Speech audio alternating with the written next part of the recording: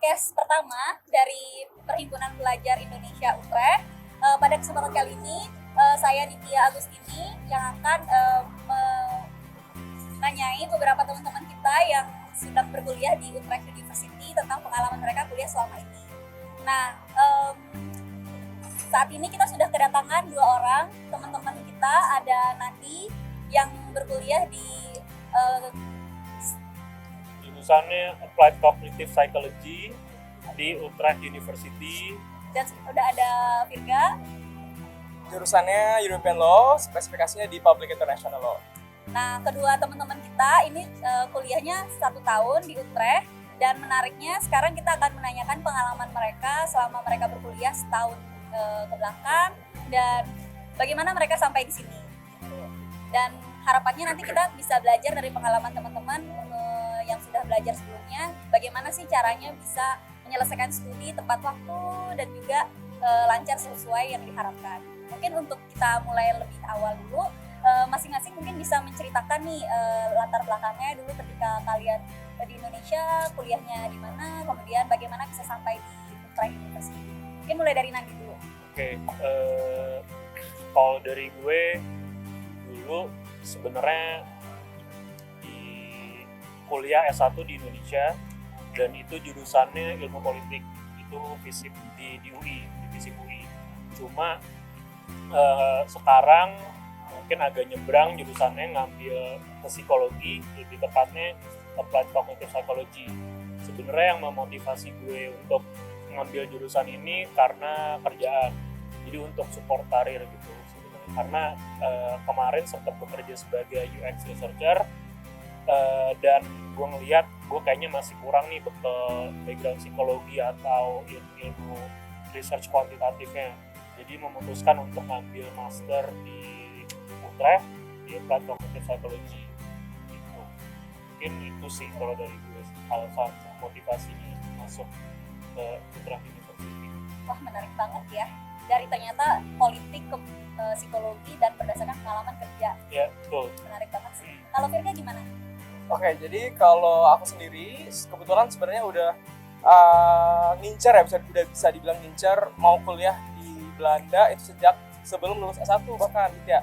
Jadi waktu itu kurang lebih sekitar semester 7 udah kepikiran tuh kayaknya harus S2 nih, karena ilmu yang memang aku tekunin di S1 kemarin, kebetulan aku ambil hukum tata negara di salah satu perguruan tinggi negeri di Surabaya.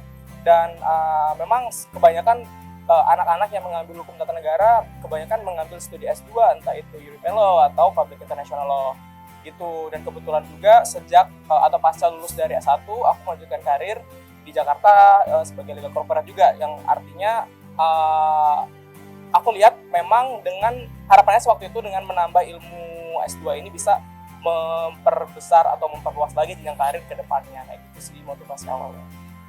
Oke, keren ya. Berarti kalian berdua tuh sebenarnya udah tahu rencana ke depan akan bekerja seperti apa, dan S2 ini memang untuk mendukung jenjang karir kalian. Kurang lebih kayak gitu. Yeah. Boleh diceritain nggak sih, mungkin dari Nandi dulu, ketika pertama kali datang ke Utrecht gitu, apa sih hal yang dipersiapkan, atau ketika datang ke Belanda kemudian pergi ke kampus, itu pengalaman pertamanya kayak gimana sih, dan apa yang kamu persiapkan untuk menghadapi hari-hari pertama kuliah? Dan apa ya, sebenarnya persiapan sih pertama ya beresin administrasi dulu sih, kemudian ya baca, kebetulan gue nge-reach out PPI Utrecht, jadi di situ segala macam masalah, misalnya dari barang apa aja yang harus dibawa sampai masalah administrasi begitu sampai di Utrecht juga dikasih tahu. Itu mulai dari cara mendaftar sebagai daftarin alamat, nanti dapat BSN number atau social security number-nya, sampai cara buka bank segala macam itu gue dapat semua sebenarnya dari PPI Utrecht gitu. Jadi sebenarnya apalagi persiapan gue sih ya sebatas itu aja sih, sebatas masalah administrasi gitu. Kalau masalah mental atau masalah teknis baju segala macam nggak terlalu ribet lah, cuma standar bawa baju jaket 1 atau 2, sisanya mungkin beli di sini gitu, supaya dari Jakarta juga nggak berhasil sama kloternya. So far sih gitu sih. Oke. Berarti Virga ada banyak yang administrasi yang perlu dipersiapkan dan banyak banget di ya, Belanda ya. sih menurut gue banyak banget yang harus disiapin. Oke, kalau Virga gimana? Sebenarnya nggak terlalu jauh beda ya sama yang Nandi bilang tadi. Bener banget, banyak banget, utamanya di hal-hal administrasi yang cukup tricky ya bisa dibilang, karena apa ya, persiapannya tuh nggak bisa langsung ketika kita datang langsung kita urus semua gitu. Bahkan ada beberapa hal administrasi yang sebelum kita sampai di Belanda pun harus sudah kita urus kayak gitu. Mungkin in terms of administrasi ya, salah satu hal yang sangat urgent juga nih bagi orang-orang yang khususnya datang ke Belanda adalah housing. Betul, Ya nggak sih, betul, teman-teman? betul. Nah, housing ini juga jadi salah satu jadi satu hal yang harus kita cari atau kita bisa dapetin dulu, kita secure diri kita kalau kita bisa dapat housing, karena memang demand untuk dapat housing di Belanda itu sesusah itu kan, teman-teman. Jadi mungkin itu sih salah satu hal yang cukup dipertimbangkan atau cukup menyita waktu itu adalah mencari housing. Selebihnya juga sama kayak yang Nandi bilang tadi, administrasi dan hal-hal lain yang bersifat dokumen. Oke. Kalau misalnya terkait dengan universitas nih dan pengalaman kuliah, kalian berdua kan lulus dari Universitas Indonesia. Apa sih hal yang menurut kalian paling beda dan mungkin challenging yang kalian hadapi, dan gimana kalian beradaptasi dengan perbedaan sistem belajar di Indonesia dengan yang ada di Belanda? Mungkin dari Nandi dulu. Apa ya? Jelas beda banget ya, apalagi gue lintas jurusan ya. Ya.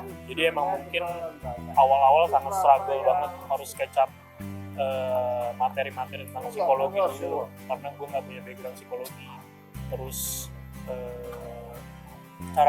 mungkin terakhir di tesis cara penulisannya cukup berbeda dari apa yang gue dapat di dulu.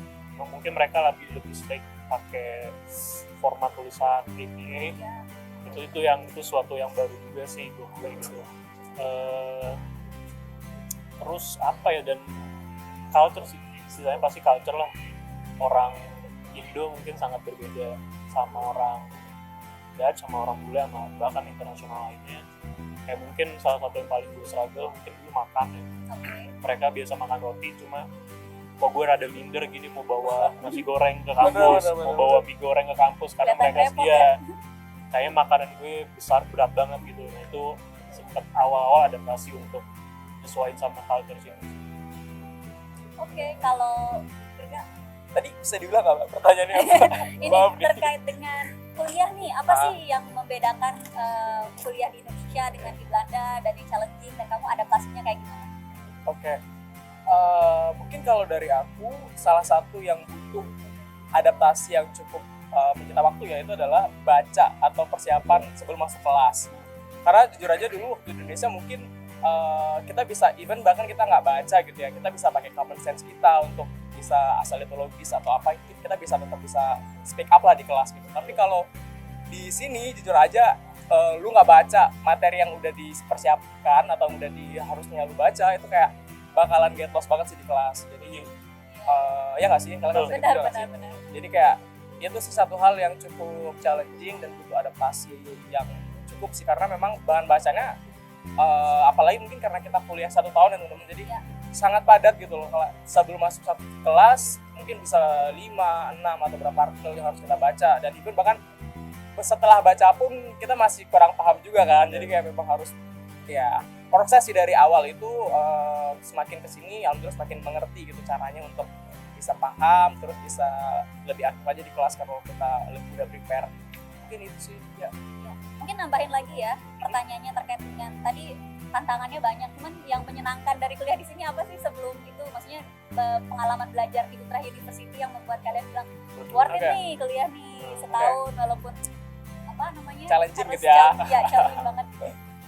Oke, banyak sebenarnya yang menarik ya, karena mungkin cara belajarnya atau temen-temennya, diversity apa ya, keanekaragaman manusianya juga gitu kan. Jadi berbagai macam sudut pandang orang-orang yang ada di kelas itu, khususnya kalau di program saya sendiri itu kan memang Public International Law, European Law, tapi saya ambil skripsi di Public International Law. Jadi kayak memang banyak perspektif dari teman-teman yang itu asal dari beraneka ragam budaya, kultur, latar belakang lah istilahnya seperti itu. Jadi saya bisa melihat latar belakang seorang untuk melihat sesuatu hal itu dari perspektif yang berbeda kayak gitu.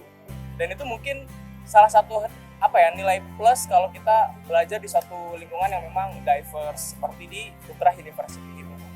Itu sih mungkin salah satu yang hal menarik ya yang bisa. Ya aku juga ngerasain. Kalau nanti gimana?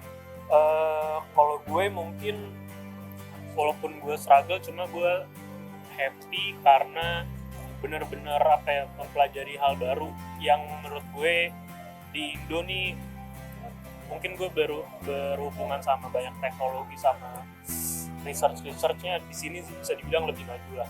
Jadi ini nggak pernah gue lihat sebelumnya mungkin di Indonesia. Mungkin ya kalau gue bisa ngasih contoh sedikit di sini masalah research, bahkan sampai orang masuk ke supermarket aja di research gitu, apa yang mau dia lihat pertama, apa yang susunan barang-barangnya harus seperti apa, alur flow rak-raknya harus seperti apa, itu ada research sendiri. Dan menurut gue itu mungkin di Indonesia masih kurang. Jadi itu yang menurut gue sangat berharga banget buat gue. Jadi ya happy banget sih dapat experience belajar di sini. Karena itu yang lebih maju teknologi. Wah, menarik banget ya. Dan itu kaitannya sama kuliah kamu. Yes, betul. Mungkin ini juga nih pertanyaan.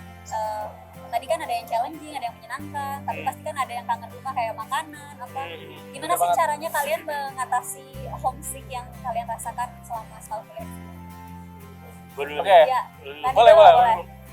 Gue gimana nih homesick ya pasti tetap maintain komunikasi sama teman-teman atau sama keluarga di Jakarta. Cuma kalau lebih konkretnya lagi, yang ngumpul sama orang-orang Indo, sama teman-teman PPI, mungkin juga weekend bisa jalan-jalan ke kota lain untuk makan makanan Indonesia, sama mungkin terakhir buat playlist lagu Indonesia sih. Oh, oke. Ya. Nasionalis ya Pak ya? Iya, karena butuh Nasionalis. aja homesick aja gitu. Udah lama nih nggak denger suara-suara Indonesia. Suara orangnya ngomong Dutch semua gitu. Jadi itu sih kayak menurut gue tips-tips yang gue jalan. Update lagu Indonesia ya. Ya, pokoknya harus buat playlist Indonesia yang lo suka lah gitu. Mantap. Dia yang bagus. Kalau Firga gimana? Sebenarnya nggak jauh beda juga ya sama Nandi yang tadi bilang. Mostly weekend sih sempetin untuk makan makanan Indonesia, karena di sini juga untuk teman-teman ketahui nih di Belanda ini kita cukup sedikit beruntung ya dibanding negara Eropa lain, karena banyak banget opsi untuk makan makanan Indonesia, mau makan nasi padang, bakso atau apa tuh banyak banget opsinya teman-teman. Bahkan hampir di setiap kota itu punya restoran khusus Indonesia kan. Saya jadi promosi restoran nih. Nah, itu yang pertama, kita bisa makan makanan Indonesia karena itu gampang aksesnya. Terus yang kedua, karena kita dekat dengan teknologi ya teman-teman ya, walaupun kita jauh ada di mana, keluarga kita ada di Indonesia, kita ada di sini, itu tetap bisa video call, WhatsApp, video seperti itu. Dua itu sih, dan yang memang betul juga keakraban dengan teman-teman, sering kumpul, guyup dengan PPIU salah satunya, itu juga jadi salah satu semangat ya kalau kita kangen banget sama rumah. At least kalau saya tuh tersalurkan waktu kita bisa ngobrol berbahasa Indonesia aja, itu udah salah satu cara nggak sih untuk bisa merasa ada di rumah kembali. Pasti karena kangen gitu loh, lo kadang nggak bisa ngeluarin jokes receh khas Indonesia lo sama temen lo yang internasional. Itu cuma bisa masuk di kalangan Indonesia aja. Yes. Jadi ya penting sih untuk tetap kumpul sama teman-teman dari Indonesia. Oke.